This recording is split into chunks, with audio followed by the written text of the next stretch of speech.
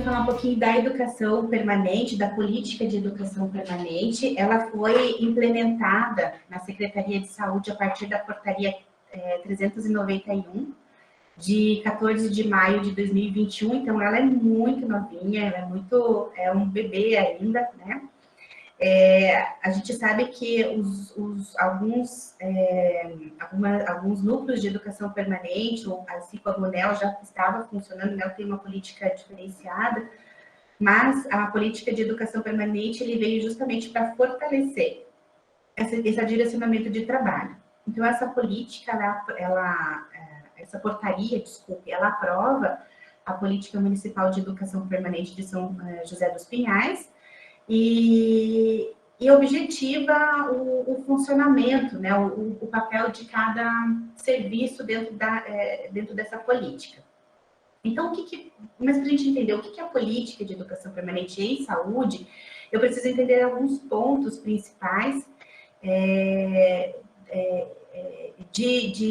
que vai causar a diferença, né? Então, quando eu penso em política de educação permanente, eu entendo principalmente de uma prática social, né, que é, lógico, fundamentada na educação, onde ela vai trazer a problematização da realidade. Então, não dá para sair questões que vêm do nada, ou do que a gestão pensa que pode ser melhor, ou do que, sem um fundamento disso, é necessário sempre a problematização da realidade. É aquilo que está precisando, aquilo que emerge aos olhos a necessidade de fortalecimento a partir do conhecimento, a partir da educação de determinado tema.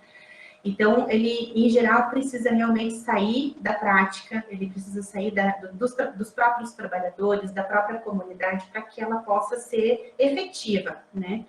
Para ser realmente uma educação permanente em saúde.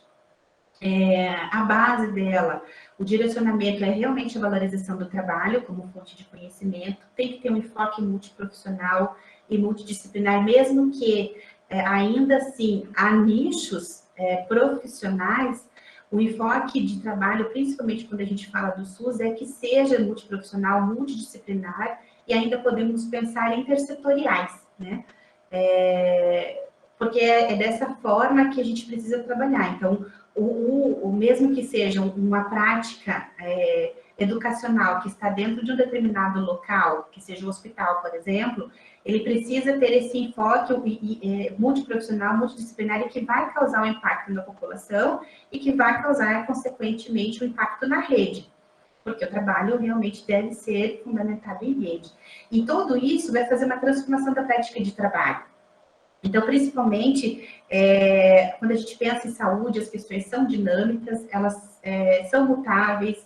Uma hora, um momento, tinham determinados estudos que fundamentavam determinadas práticas, depois esses estudos foram superados, muda-se rotina de trabalho, muda-se protocolos de atendimento, até mesmo por conta das condições sociais que a sociedade passa e se transforma, a saúde ela acompanha isso também. E a educação permanente ela vem para subsidiar todo esse processo de modificação.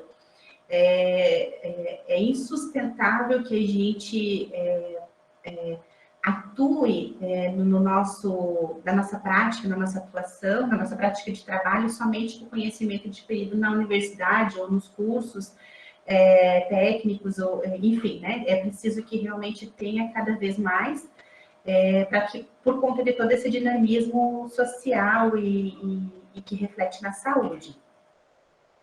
Então, uma política de educação permanente é uma aprendizagem do trabalho, ela tem que ser incorporada, tem que ser uma prática do cotidiano. A gente vê que muitas vezes a educação ela é deixada de lado, né? Mas ela precisa ser uma prática, assim como é a rotina dentro dos serviços de reuniões, de visitas, o momento da educação também tem que ser um momento do qual o gestor vai possibilitar isso para o trabalhador, para o servidor, no nosso caso o servidor, né, mas para o trabalhador, de uma maneira que faça parte do cotidiano dele. Mesmo que quando a gente saiba já sobre aquela determinada situação, é importante que ele esteja junto, que ele saiba que isso faz parte da rotina toda do processo de trabalho dele. Ela tem um referencial quadrilátero, que é bem importante trazer, porque ela vem justamente a partir do ensino, mas ela também está na gestão, na atenção e no controle social. E quando a gente pensa nisso, a educação permanente, ela ultrapassa só o fato de você atingir o trabalhador em si, mas sim a comunidade toda. Então, é uma política muito importante, muito difícil também de ser implementada, porque às vezes a rotina do trabalho e a demanda, ela passa a ser mais urgente, né? A gente acaba tendo que atender, às vezes a agenda é muito cheia, às vezes o processo de trabalho envolve o servidor, o profissional, e a educação vai sendo deixada de lado. Mas, quando ela está incorporada no cotidiano, o profissional começa a entender que ela também precisa estar ali, e que junto no processo de trabalho, que isso vai refletir na sua qualidade da assistência.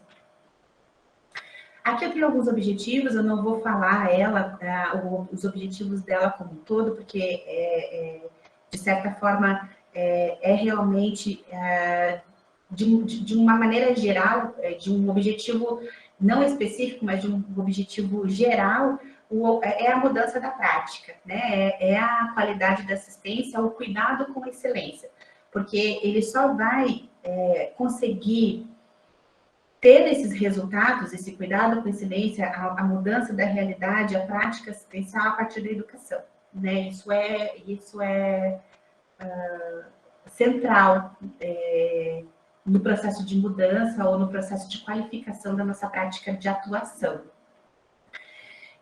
Aqui eu trouxe a gestão, então, da educação permanente aqui no município de São José dos Pinhais, a partir da nossa portaria de educação, e o objetivo dela é permear todos os âmbitos da Secretaria Municipal de Saúde. Então, não tem só um direcionamento, eu vou direcionar isso para o hospital, porque o hospital tem determinadas demandas, ou porque é mais centrado às pessoas, ou eu vou determinar isso para vigilância, ou eu vou determinar isso para o SAMU.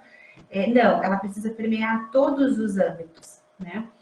A partir de um plano de ação municipal, e coordenado pela Escola de Saúde Pública. E nessas coordenações da Escola de Saúde Pública, as ações são descentralizadas. Então, é onde há o fomento e o incentivo dos núcleos de educação permanente. Então, a gente tem aqui, como eu trouxe para vocês, os representantes que vão falar sobre as suas atuações, mas a gente sempre está tentando fomentar. A gente tem o incentivo do pessoal, da equipe de odontologia, também com o seu núcleo de educação permanente. A gente tem a equipe da fisioterapia, com o seu núcleo de educação permanente. E a ideia é que cada nicho, ou cada diretoria, ou cada coordenações tenha o seu núcleo de educação permanente, para que realmente essas ações sejam descentralizadas, elas consigam atingir o seu público. Até porque, quando você tem esses representantes, nos diferentes serviços, eles conseguem trazer o que de essencial a realidade precisa, que é diferente do que a escola de saúde pública entender e colocar como prioridade, né? Então, nós, por estar centralizados e sermos um serviço de execução, essa expertise do que a realidade precisa, ela precisa vir das pessoas que estão inseridas dentro dela. E os núcleos de educação permanente têm essa função importantíssima, que é realmente saber o que a realidade daquele serviço precisa, enfim. E aí, o meu ponto-chave, que é a questão da escola de saúde pública, que faz a função dela nessa questão da política de educação permanente, que seria em parceria, obviamente, sempre, mas é planejar e coordenar e monitorar as execuções das políticas de educação permanente que vêm ocorrendo no município, assessorar os gestores nas discussões sobre o que é importante, se isso é viável ou não, se é uma situação que pode esperar ou não, enfim, estar próximo, estar junto, porque vai ser na função de coordenar e monitorar e de executar, muitas vezes, as situações, né? Estimular e apoiar a formação continuada e permanente dos trabalhadores. Então, quando eu falo de formação continuada, ela tem a diferença da educação permanente. Educação permanente é a educação do trabalho. A educação continuada, ela é uma especialização, um mestrado, um doutorado, é aquele que o servidor vai fazer, o profissional vai fazer para ele mesmo, não necessariamente tem que vir da sua realidade de trabalho, né? Ele vai buscar a sua qualificação a partir da formação que ele tem, e a permanente é diferente. Ela busca essa problematização da realidade. Manter e ampliar os programas de residência, né? Manter e ampliar as parcerias com as instituições de ensino, até porque é a partir tanto dos programas de residência quanto das instituições de ensino que vem um fomento financeiro para que a gente possa devolver para os núcleos de educação permanente ou para os diretores e coordenadores estratégias financiadas a partir do recurso financeiro que vem tanto da instituição parceira quanto dos programas de residência. Então, se pensar na compra de um determinado curso ou no financiamento de passagens, no financiamento de hospedagem, na compra de livros, na compra de computadores, tudo o que for necessário para se promover a educação permanente. E é a partir desses dois, tanto do programa de residência, por meio das inscrições e das parcerias com as instituições, que a escola de saúde gerencia esse recurso financeiro a partir do que a gestão entende enquanto necessidade. E que vai trazer essa mudança da prática de trabalho e vai ser efetiva para o usuário, né? Monitorar e avaliar as ações de estratégias de educação permanente e saúde implantadas no município e certificar os eventos de educação e saúde. Essa questão do certificar eventos, ele é muito importante porque a escola, ela é a única responsável, a única possibilitada de elaborar certificados. Isso não significa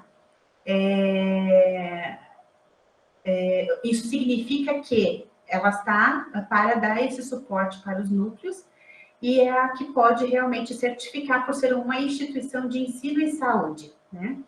E isso a portaria deixa bastante claro isso para a gente entender qual que é a função realmente da escola e dos seus núcleos. Os núcleos de educação permanente se tornam um braço da instituição de ensino que a própria secretaria mantém, né? Cada um com a sua função. Eu não vou entrar aqui nos detalhes dos eventos que foram feitos no ano de 2021, porque daí aqui eu acho que eu vou passar a palavra já para o Vinícius. Boa tarde, pessoal. Eu sou o Vinícius, como a Fer já me apresentou. Então, Fer, na verdade, a educação permanente é uma coisa assim, discutida há muito tempo, né? Ganhou muita força recentemente por causa da portaria que aprovou a Política Municipal de Educação Permanente e Saúde, aqui de São José. E aí a gente passou a pensar isso de outras formas, né? E quanto mais a gente pensa, mais a gente vê que o céu é o limite, né? Então a gente vê educação permanente em tudo e quer fazer e vai atrás. Bom, eu como representante da atenção primária aqui, eu vou falar um pouquinho do que a gente tem feito. A ideia foi justamente essa. Depois da portaria, a gente começou a pensar formas de incluir a educação permanente de uma forma mais intensa dentro do nosso serviço, e a gente tem tido várias ideias que a gente tem colocado com sucesso em prática, né? Entre os eventos que a gente já fez, depois eu vou esclarecer um pouquinho mais da metodologia que a gente usou, mas dentre os eventos que a gente já colocou em prática, tem algumas capacitações que a gente fez com os médicos e enfermeiros, capacitação de intubação orotraqueal, inserção de DIU, inserção de implante subdérmico contraceptivo, em urgência e emergência, aí com ajuda, com o auxílio, com a colaboração do Departamento de Urgência e Emergência. A gente tem feito também algumas videoaulas que estão, inclusive, no YouTube da Escola de Saúde Pública, e que tem sido bem legal, assim, a resposta pessoal que assiste tem sido muito boa. Mas, assim, acho que o que a gente mais tem empenhado energia mesmo foi talvez o encontro que a gente faz mensal, né, do nosso núcleo de educação permanente. E eu queria falar um pouquinho sobre ele. Bom, a ideia é justamente aquela que a Fer colocou, de atualizar os profissionais, de valorizar o servidor, da gente melhorar, claro, a assistência, dar um enfoque mais multiprofissional para as ações em saúde, aumentar a resolutividade, claro, evitar encaminhamento desnecessário dentro da atenção primária, isso é uma coisa para a gente bem importante, corrigir diferenças de abordagem entre um profissional e outro, que às vezes pode haver, então, assim, definir protocolos através desses encontros. E aí, qual a metodologia que a gente pensou?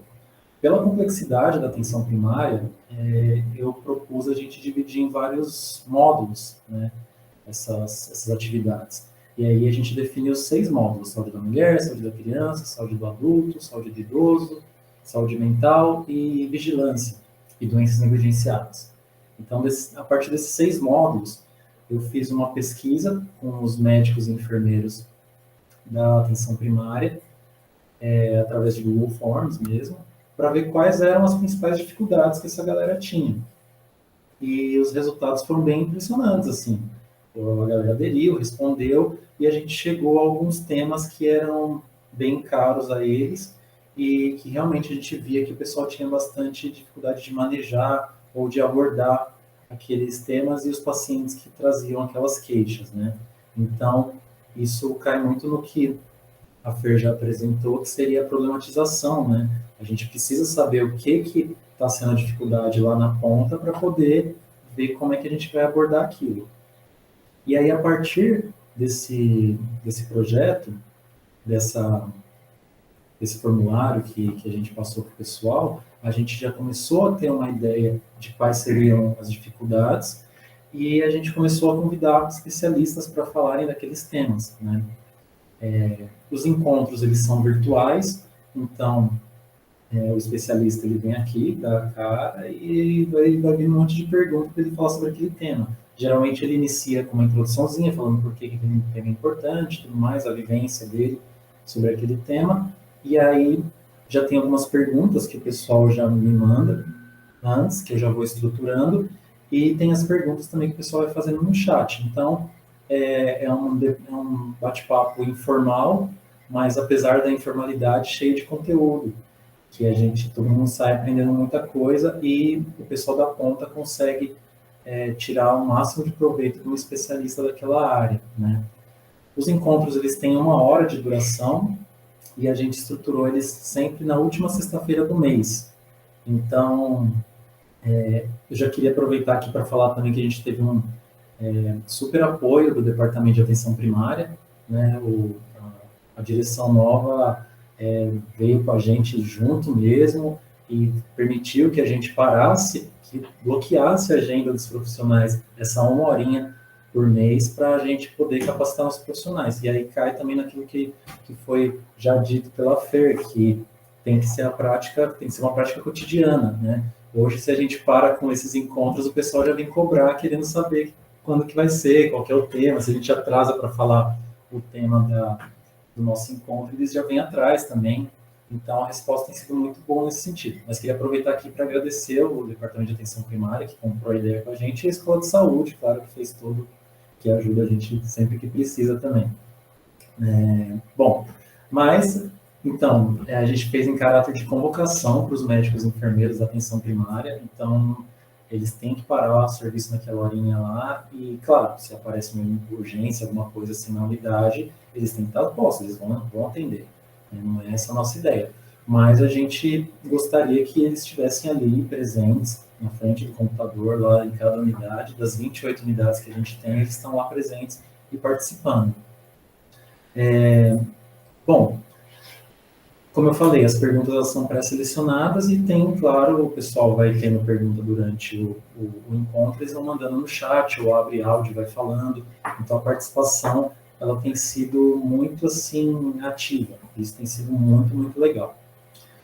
Bom, A gente já fez algumas apresentações, né? Começou lá em julho, né? E até agora a gente tem conseguido manter uma constância nelas. Já tem programação para esse mês também, que vai ser sobre saúde do idoso, já tem para janeiro do ano que vem. E assim, a ideia é que mais para frente a gente consiga também, além de manter essas capacitações pontuais, manter esses encontros de discussão, fazer eventos maiores também, como foi o workshop que o Departamento de Urgência, junto com a Escola de Saúde, propôs e a gente ajudou também.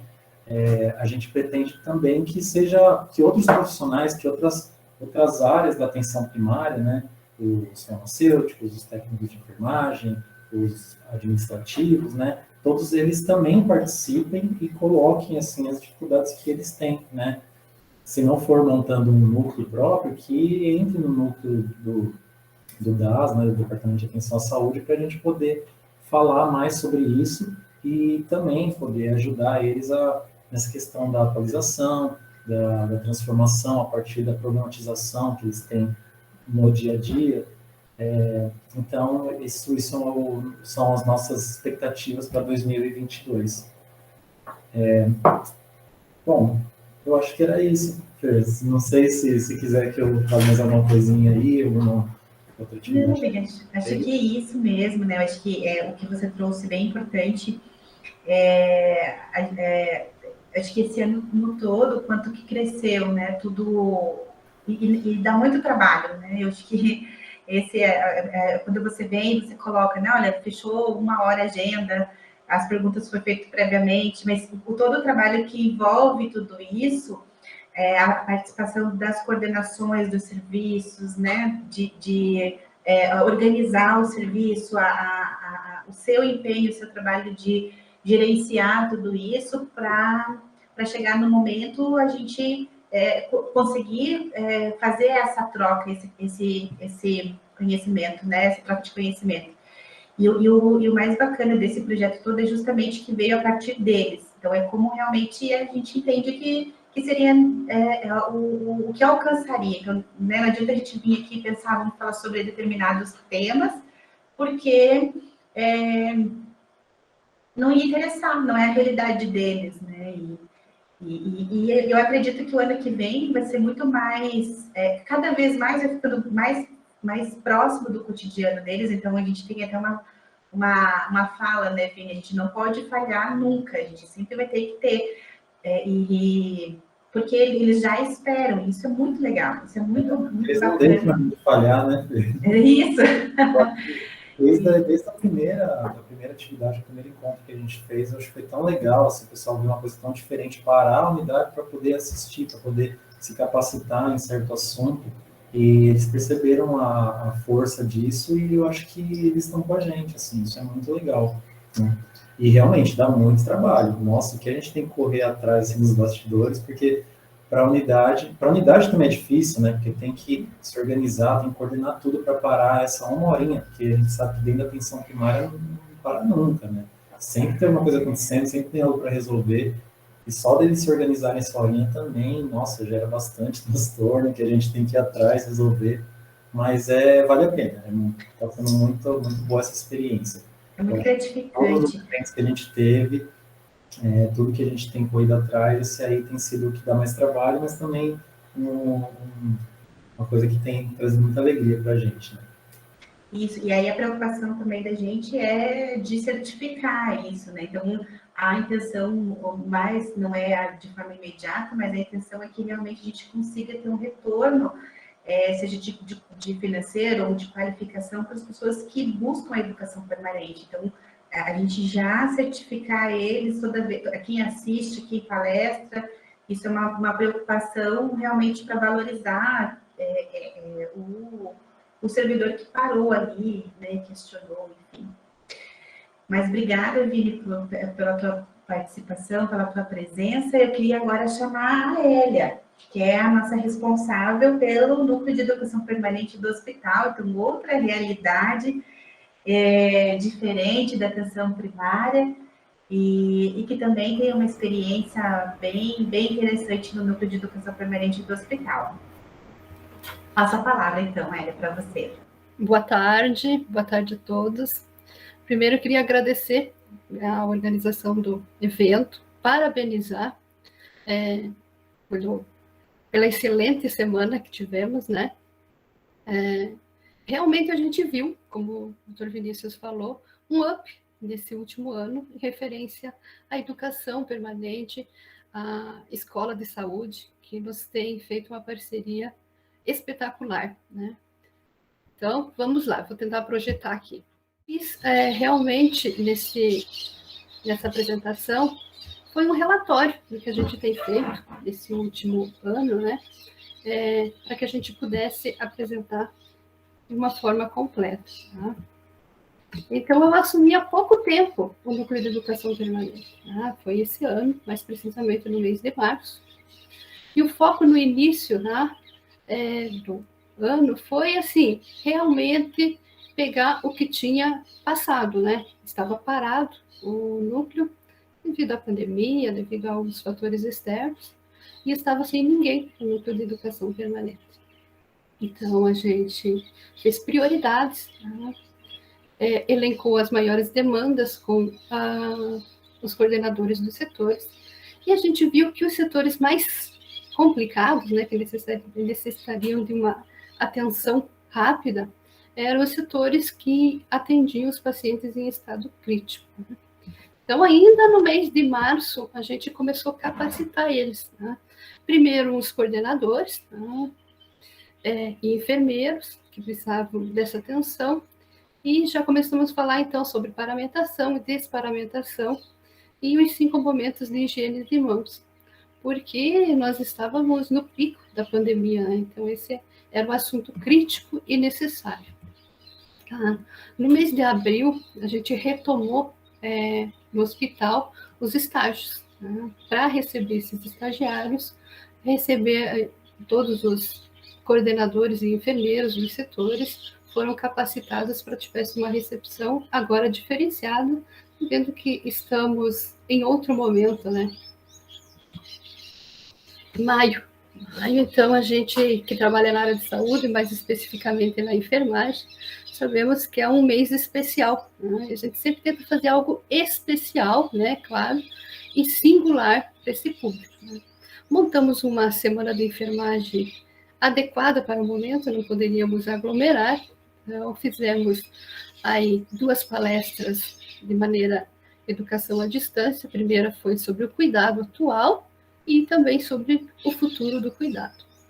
Também é um mês que a gente fala sobre higiene de mãos, isso de maneira mundial.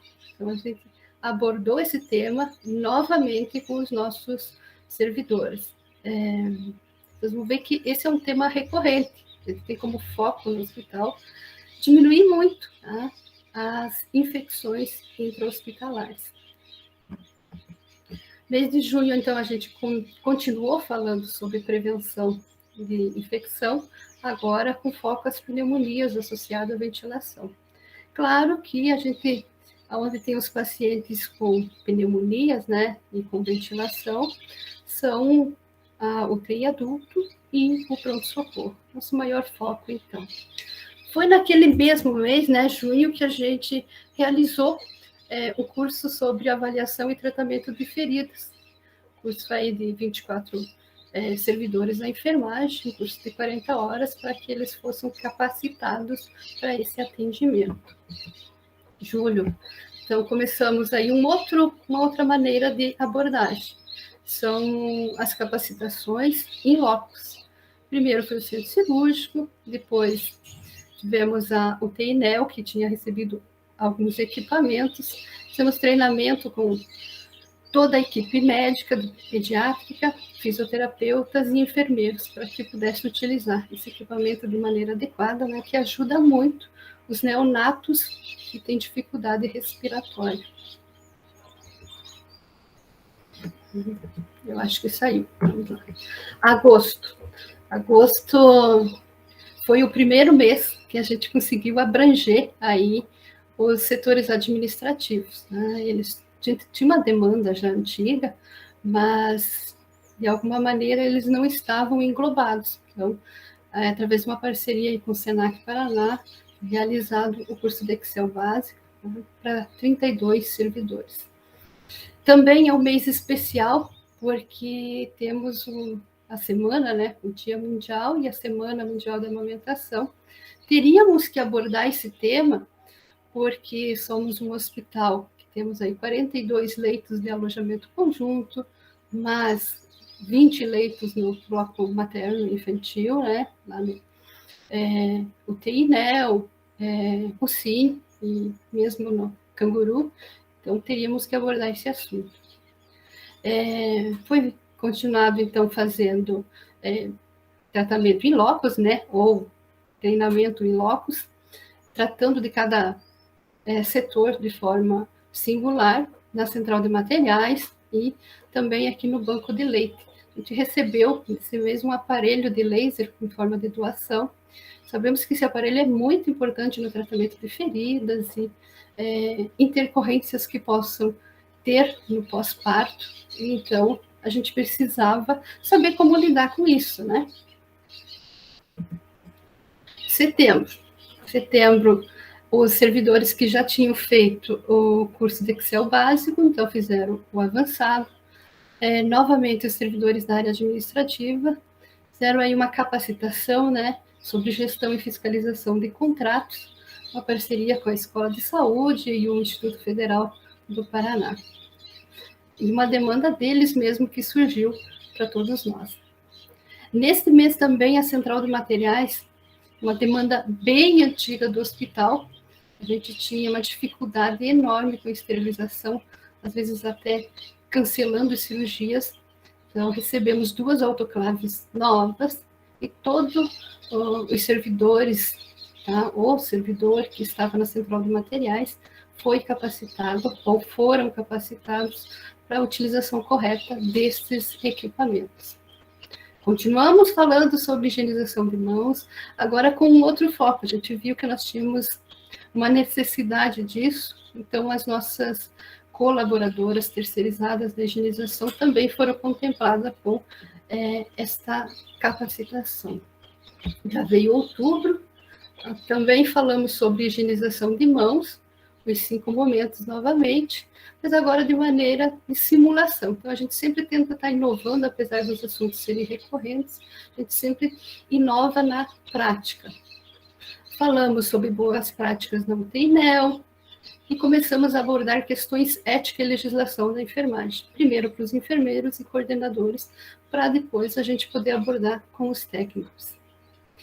Neste momento, a gente fez uma parceria, e a Escola de Saúde fez uma parceria muito necessária e ótima para nós, né, e para o usuário do SUS, conseguindo um curso de laser terapia para as nossas servidoras, que atenderiam e hoje atendem uma agenda de mais de 30 mães que possam ter intercorrência com a mama ou em local de cesárea, aplicando o laser, né? A laser terapia se faz assim um atendimento necessário e tem ajudado muito o nosso banco de leite e as mães no puerpério.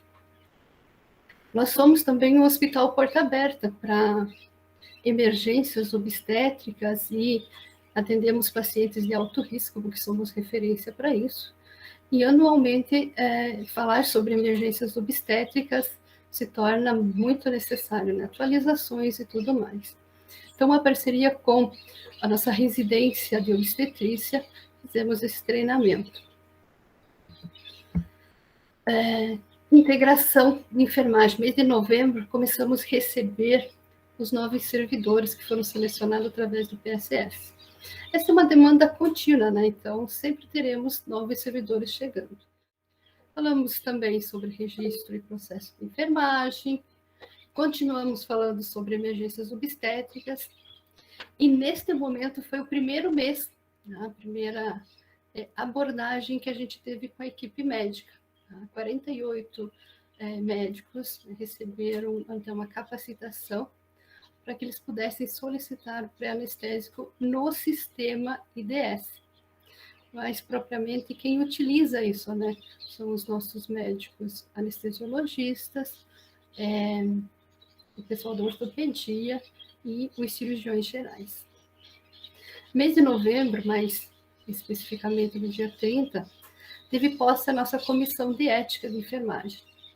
É uma demanda que já fazíamos 4 anos que não tínhamos essa comissão no hospital, e tem uma certa demanda, como toda instituição de saúde, necessária, né? A enfermagem é o maior número de profissionais dentro de uma instituição de saúde. Começamos essa preparação, formando a comissão eleitoral lá no mês de maio. Aí, com uma parceria aí com o Corém Paraná, até chegar no mês de setembro, teve a eleição e agora a posse propriamente dita. Já agora, nesse último mês, no mês decorrente, chegamos então em dezembro, continuamos com a integração, agora com a parceria com a Faculdade Pequeno Príncipe, então foi abordado o acolhimento à mulher em situação de violência. Apesar de não sermos um hospital referência desse tipo de atendimento, a gente precisa estar preparado quando ela surge, né? Aí chamamos especialistas para falar com os nossos enfermeiros sobre gasometria e cardioversão, desfibrilação. Continuamos falando sobre segurança do paciente, como sempre, né? Por último, até ontem a gente estava fazendo essa capacitação junto com a epidemiologia. Falamos então sobre vacinas, soros e imunoglobulinas que tem dentro do hospital. Tá? Os nossos servidores de farmácia e de enfermagem puderam tirar todas as dúvidas, desde o recebimento da vacina até o registro lá no sistema, depois da aplicação. E somando tudo isso, em 10 meses, nós tivemos 2.362 capacitações. A gente só para ver quanto trabalhou em momentos como esse, né? Além disso, a gente corre com alguns projetos paralelos. Né? O cadastro da SAI, no sistema IDS. Estamos trabalhando nisso desde o mês de março, quando eu entrei. Tá? Desde o cadastro do NANDA, desde o cadastro da intervenção, tá? E na consulta de enfermagem. Temos aí a pretensão de terminar isto e estar em amplo funcionamento, né, no hospital na metade do ano que vem. Trabalho realmente a longo prazo e de não só mão única, né, mas uma mão múltipla aí de vários setores. Manuais de rotinas e atribuições, tá, da enfermagem não tinham nos setores. Uma necessidade, então, de legislação que a gente precisava ter, então agora também está prontinho e distribuídos, né, em todos os setores e também no sistema para que todos possam acessar. Os protocolos, tá, da instituição também passam pelo NEP. Fizemos, então, este ano o do CIAN, lá do banco de leite, o de laser terapia para que a gente pudesse implantar, já que tínhamos servidores capacitados, e outros 2 que estão em andamento. Além disso, a gente não fica só dentro do hospital. Aí, primeira foto, a participação no programa Vem Se Convida, que a gente acompanhou pacientes que receberam alta pós-Covid para plantar uma árvore lá no Parque São José. A gente participa também de um programa dentro do hospital que se chama Ronda de Alta Gestão, que é quando a gestão, tá, os gestores, parte administrativa, vai em todos os setores assistenciais e conversa com os servidores, sabendo a demanda, ouvindo-os. Aqui na terceira e na quarta foto, nós temos a semana de enfermagem, que a gente sempre tenta fazer algo especial, como eu falei, e conseguimos aí com parcerias juntar mais de 100 brindes para ser sorteados para a enfermagem. Então, 1 a cada 5 profissionais receberam um bom prêmio aí. Um treinamento da UTI-NEL noturno, a posse da comissão de ética, então, como eu falei, agora no mês de novembro, nossa presidente do Corém, Paraná, veio dar posse a essa comissão, então temos agora uma comissão funcionante dentro do hospital. Nossa oficina de acolhimento, junto com a Faculdade Pequeno Príncipe, na segunda foto. Na terceira foto, nós temos aí as nossas servidoras que foram contempladas com o curso de laser terapia, e agora tem uma agenda ampla, mais uma capacitação noturna. E, por último, nós temos aí um momento de massoterapia. a nossa Escola de Saúde fez uma parceria com o Instituto Federal do Paraná e as nossas estagiárias passaram dentro do hospital mais de 2 semanas, atendendo o público interno. Então, foram realizadas mais de 200 massagens durante o horário de trabalho. E foi um momento único, né, que os servidores pedem o retorno até hoje. A gente conseguiu também uma parceria com o estúdio de gravação e edição de vídeo, né? Temos gravado vídeos técnicos dentro do hospital. Já falo mais sobre isso adiante. Então, aqui um momento de gravação, né, dentro do estúdio. Visitas técnicas também são acompanhadas pelo NEP. Então, aqui uma visita técnica do nosso corpo de bombeiro no hospital. Os 2 treinamentos sobre higiene de mãos, e por último aqui o Dr. Gilberto com as meninas lá da maternidade, do alojamento conjunto, no treinamento sobre emergências obstétricas. Agora aqui a nossa videte, né? Nossa mais breve atuação. Então, criamos um canal do YouTube para o NEP.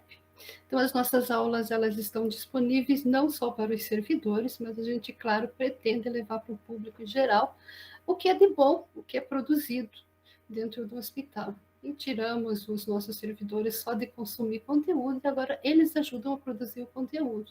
Então, uma metodologia ativa é mais uma abordagem que temos utilizado dentro do hospital. Então, muito obrigada, e a gente realmente coloca a mão na massa, quer dizer, na pintura, até isso a gente faz. Obrigada. Que lindo, Hélia, bastante coisa, né? O hospital é bastante ativo, bastante parceiro. Acho que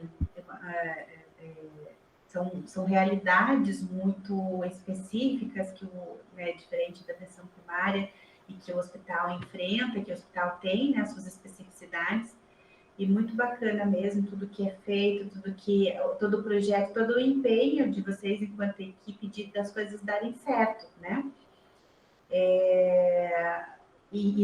São projetos que são em todos os esferas, em todos os setores. Eu acho que isso é o grande... É importante, né, que abraça todas as categorias profissionais, e realmente é de parabenizar a tua atuação enquanto coordenadora do Núcleo de Educação Permanente por conta de todo esse movimento realmente que o hospital faz. E a parceria, tanto com a atenção primária, quanto com o SAMU, né, quanto com o pessoal do Núcleo de Educação do SAMU, com a escola, eu acho que isso só vai crescer cada vez mais, né, da gente se conversar, para que muitas coisas, às vezes, que acontecem dentro do hospital, pode ser bom para a equipe de urgência, pode ser bom para a UPA, pode ser bom para a atenção primária, e aí a gente consegue juntar tudo, como realmente um serviço de educação da Secretaria de Saúde. Isso é bem bacana, bem legal mesmo. E é gratificante, né? É isso mesmo, Fernanda. E assim, como eu falei, o doutor Vinícius também colocou, você colocou, a gente não faz nada sozinho. Tá? Então, essas parcerias que estamos tendo, né? A Escola de Saúde nos ajudou bastante. Né? A gente também procura outros parceiros, procura os amigos mesmo, né? Para, por exemplo, vir dar essas palestras de gasometria, amigos esse amigo que conseguiu, por exemplo, nos cede o estúdio de gravação. Então, assim, a gente procura parceiros que possam somar. E é claro que experiências boas, como a da atenção primária, podem ajudar muito, então a gente também está sempre disposto a aprender e ver onde a gente acertou e onde a gente pode melhorar. Onde a gente acertou e possa contribuir, compartilhar para que os colegas também possam fazer, né? Então, isso ajuda muito, essa troca de conhecimento que a gente está tendo agora é inestimável, a gente sabe quanto isso é importante. E muito obrigada, Hélia. Eu queria agora passar a palavra para a Aline, a nossa responsável pelo Núcleo de Educação do SAMU, da Urgência e Emergência. Aline, seja bem-vinda. Se você puder compartilhar com a gente as suas experiências do Núcleo de Educação, estamos aqui para te ouvir. Primeiramente, quero agradecer a oportunidade, quero agradecer o convite. Se tiver barulho, eu procurei fechar tudo. Eu estou em casa, né? Estou de atestado ainda, mas me sinto honrada pelo convite. Vou procurar ser bem claro, objetivo, até por questão do tempo, né? Então, bom, as pessoas me conhecem sempre como Aline do NEO, né? O NEO, falam NEO, né? Mas o que significa o NEO? A sigla significa Núcleo de Educação em Urgências. Então, o NEO, ou NEO, né? Ele foi instituído de acordo com a Portaria 2048, de 2002, essa portaria ela aprova o regulamento técnico dos sistemas estaduais de urgência e emergência, e ele cria os núcleos de educação em urgências, né, para capacitação de recursos humanos nesta área. Então, o NEO é um espaço de capacitação, atualizações e educação, né, acaba fazendo tanto a educação continuada quanto a permanente, né, inclusive, né, a Fernanda já explicou a diferença, para as urgências, né, claro, objetivando o quê? A qualificação profissional.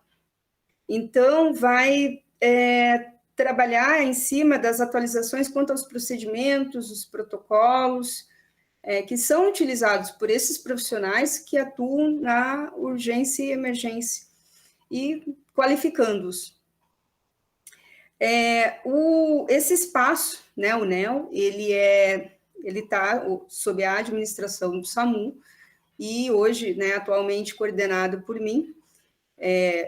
Recebi, inclusive, né, essa coordenação, eu estou nessa coordenação há 5 anos e 7 meses, recebi da enfermeira Denilce, inclusive, tive essa honra, e também o NEO, ele gerencia os programas SAMUzinho e o Parceiros do SAMU.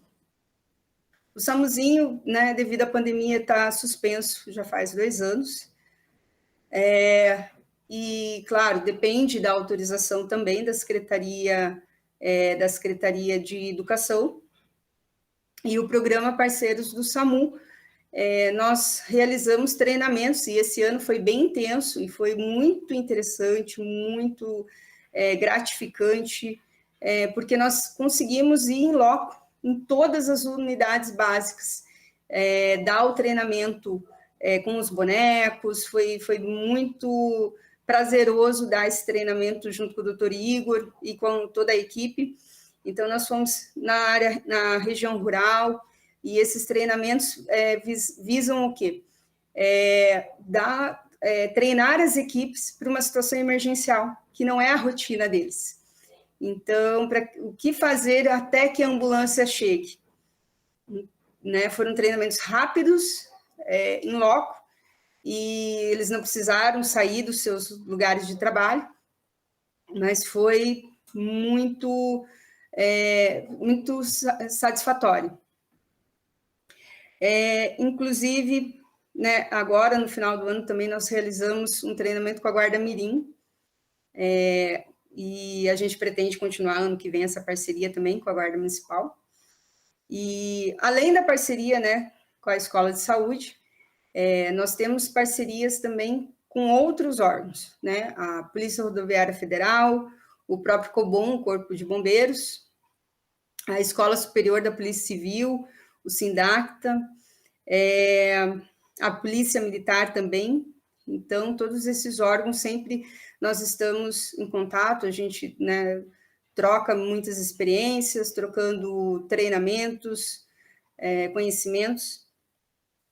E algumas pessoas sempre me perguntam também, mas quem compõe o NEO? Quem é a equipe? Atualmente, fixo, o NEO sou eu.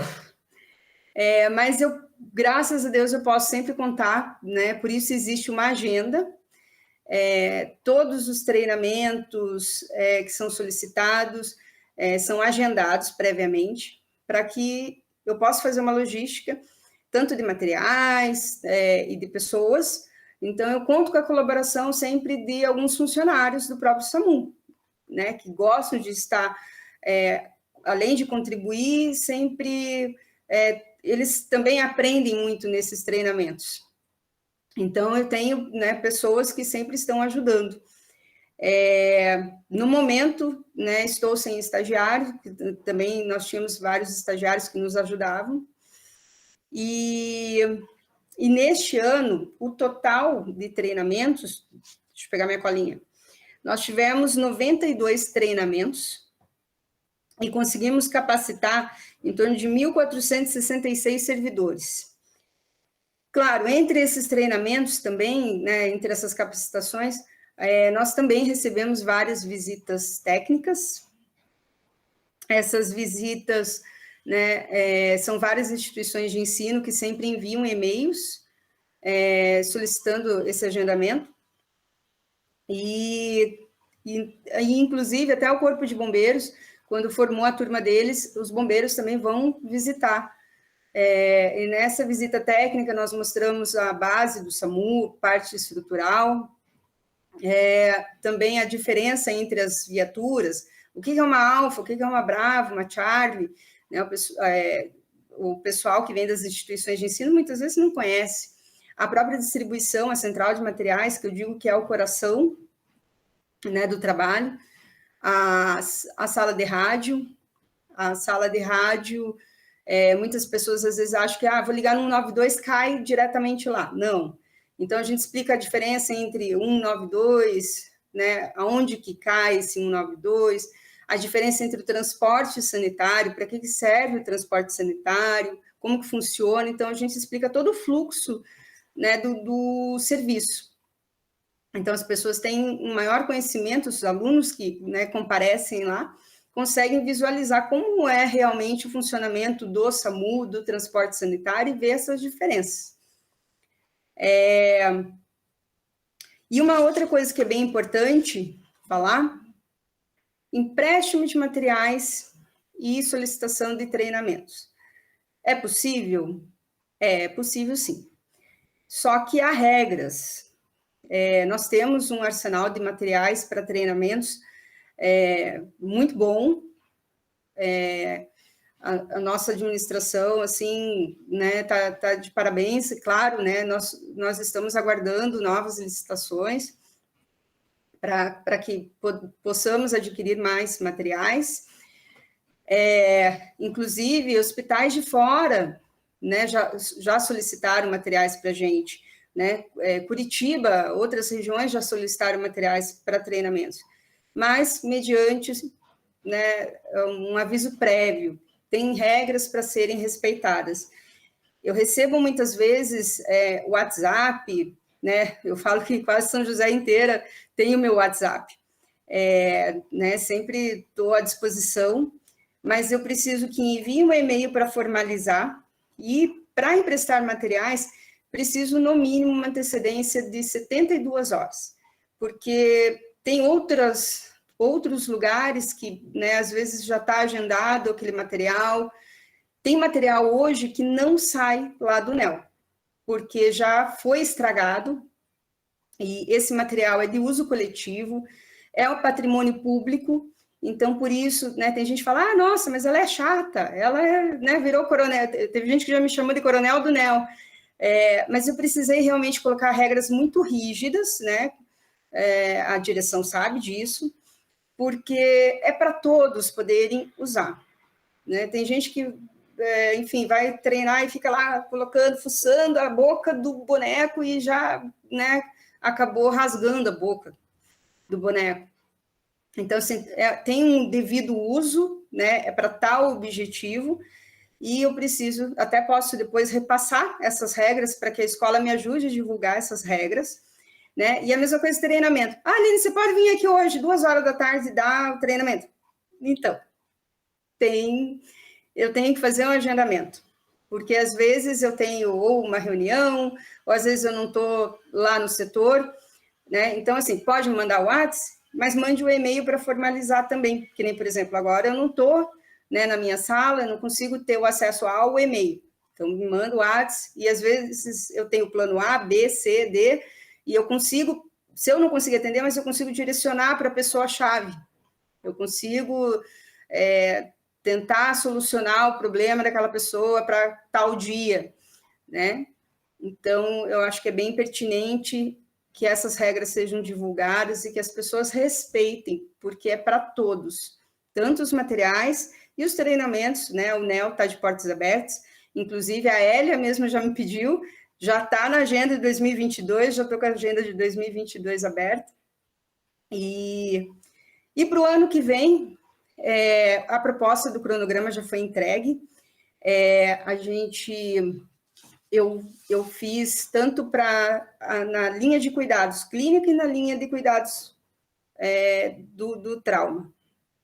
Claro que eu dependo muitas vezes de espaço, eu dependo também da disponibilidade de instrutores, e é por isso que a gente mantém essas parcerias. Então, o cronograma vai sendo cumprido de acordo com toda essa logística que a gente vai vendo ao longo do ano. Né? E entre os treinamentos que foram realizados agora em 2021, nós realizamos na UPA, na UA, Rui Barbosa, no SAMU, né? Além dos que eu já citei, né, nas unidades básicas, nós fizemos sobre ventilação mecânica, tanto manuseio no próprio ventilador e os princípios da ventilação mecânica, a higienização das mãos também foi feita, inclusive uma necessidade que nós vimos, a diferença entre as máscara cirúrgica e máscara N95, né? O que é gotícula, o que é aerossol, também a gente deu esse treinamento, porque verificamos essa necessidade, sobre gasometria na UPA Afonso Pena e na UA Rui Barbosa, também nós fizemos sobre suporte básico de vida, e agora, mais para o final do ano, nós fizemos algumas simulações realísticas, com cenário suicida, para as equipes poderem atender, e recentemente nós fizemos treinamento no BPMOA, né, com a aeronave, e uma palestra sobre operações aéreas também. Acredito que, acho que foi um breve resumo, né, sobre o NEL, e, né, se tiverem dúvidas, enfim, estou à disposição. E, mais uma vez, agradeço, Fernanda, e a todos presentes. Obrigada, Aline, obrigada mesmo. Eu acho que é até interessante reforçar, acho que eu falei antes, mas quando vocês vão falando, né, tanto a Hélia, o Vinícius, e você, foi feito treinamento disso, foi feito aquilo, mas a logística para isso acontecer é gigantesca, né? E a gente sabe o quanto que demanda. A escola de saúde, quando a gente fala da questão de ser executora, ela tem uma facilidade maior, porque nós temos mais pessoas aqui. E a intenção realmente que tem essas relações. Então, quando a Aline trouxe ali que ela fez o treinamento das unidades de saúde, todas as unidades de saúde, depois ela teve a ideia de colocar um banner que é o resumo do que foi feito o treinamento, né, Aline? E os banners já chegaram. Então, a gente só precisa conversar para ver o que a gente vai fazer. Se vai ser em loco, se a gente encaminha para a unidade, mas ficou bem legal. É uma coisa que foi iniciativa do SAMU e a escola está junto. Vou contar aqui, que acho que eu não tinha falado antes, que a solicitação da direção, daí você entende isso mais do que eu não entendo nada, mas eu preciso articular junto com o SAMU também, e também com o hospital, o curso de BLS, que é o suporte básico de vida, ACLS, para as pessoas que atendem emergência, tanto dentro do hospital quanto no SAMU, e, em segundo plano, as questões do trauma, mas esses dois são urgências realmente que a gente vai focar ano que vem. E o pessoal da UPA também, da questão de contenção em paciente agitado e agressivo. Então, esses são dois focos bem importantes relacionados à urgência e emergência, tanto no hospital quanto no SAMU, que foi solicitação da Secretaria de Saúde. E, claro, como eu falei desde o começo, né, a gente não consegue fazer nada sozinho, a gente precisa estar juntos para que a gente consiga alcançar todas as pessoas para que realmente busque um trabalho com excelência, uma prática com qualidade, haja alteração, né, dos processos de trabalho. Acho que o Vinícius falou uma frase bem interessante, que é uma proximidade, uma padronização das condutas, né? Porque cada um, como é muito grande, a atenção primária é gigantesca, né?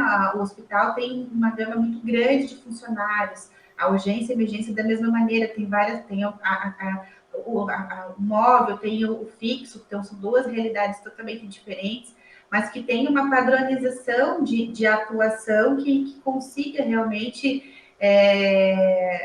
ser uniforme, né, as indicações e que sejam cada vez mais de acordo com a realidade, a atualidade da ciência ou da medicina e da saúde. Ano que vem também isso vai interferir em todos, tanto a atenção primária quanto o hospital e a urgência, que é a implantação do up-to-date. Não sei se todos estão por dentro desse assunto, mas esse ano foi um ano que a escola correu atrás para que fosse aprovado. O up-to-date é uma plataforma, não sei se todos conhecem, de prática baseada em evidência. Então, só que ele é muito caro, ele tem um valor muito caro, ele custa $15 mil. E esse ano foi todo de negociação e aprovação junto com o Conselho Municipal de Saúde para que fosse aprovada a compra e a implantação. Foi aprovado e agora está no processo de contratação e ano que vem vai ser de implantação. Então, um foco é dentro do hospital, o outro é para todos os outros profissionais, tanto da urgência quanto da atenção primária, vigilância, de todo mundo que possam utilizar essa plataforma como referência de atendimento. E a gente entende que cada acesso que ele vai ter vai ser uma forma de educação continuada, porque essa plataforma, então, para a gente explicar, assim, a maior parte das universidades que tem ela, então a gente entende que é um avanço muito grande para São José dos Pinhais ter essa plataforma, a utilização dessa plataforma educacional. Ela reúne, então ela é diferente, por exemplo, do Google Acadêmico, que você joga um tema, você quer saber o que está de atual, você tem que procurar um artigo científico que vai te trazer uma revisão sistemática do que se deve fazer num determinado tipo de tratamento. Imagina lá, diabetes, descompensação da diabetes, por exemplo. E isso é muito dispendioso, acaba que o profissional nem busca, acaba não buscando o que se fazer, porque vai ter que procurar entre os milhões de artigos que baixam ali no Google Acadêmico, ou mesmo numa plataforma de banco de dados de artigos científicos. E o UpToDate ele já traz direto o que é mais utilizado no momento para a atuação. E isso mesmo atuação beira-leito. Então, dá um exemplo dentro do hospital, a hora que for implantado. Se os profissionais estão com dúvidas na prescrição de algum tipo de medicação para aquela determinada clínica, para atenção primária, ter subsídios para um tipo de tratamento antes de fazer um encaminhamento para um especialista, para se tentar ainda outras situações, outras formas de tratamento. E não é só para profissional médico, é para todos os profissionais de saúde. Então, a gente acredita que esse programa ele tem vários benefícios que a gente pode, ao longo do tempo, identificar, como diminuição de erros de diagnósticos, de erros de tratamento. Quando você tem a prática baseada em evidência ao seu alcance, menos erros acontecem, né? Menos erros de encaminhamento, menos erros de diagnóstico, menos erros de atuação,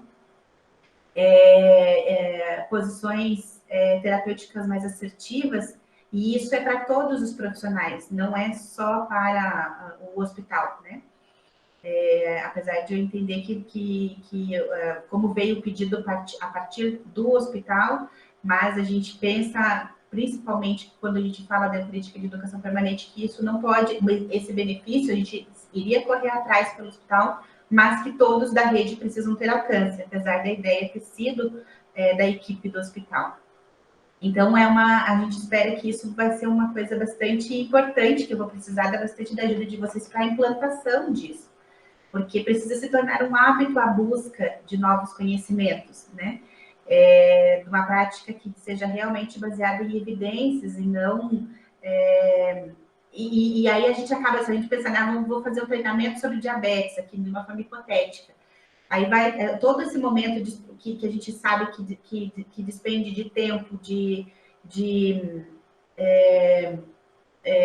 RH, de horário, né? Enfim, para que possa efetivar o treinamento, se a pessoa tiver o profissional da enfermagem, da medicina, da farmácia, da psicologia, essa prática baseada em evidência e ele fazer essa consulta é uma forma de educação continuada. Então, é uma forma do município, da Secretaria de Saúde, no caso, proporcionar para ele a atualização necessária para a atuação.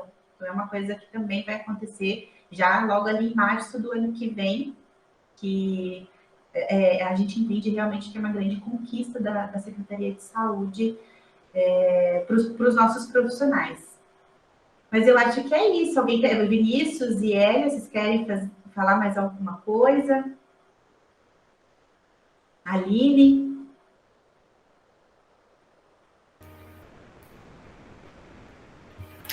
Fernanda, eu penso como você, como os colegas, né? A educação permanente, essa realizada dentro da instituição, ela deve ser vista como necessária e deve sim virar rotina.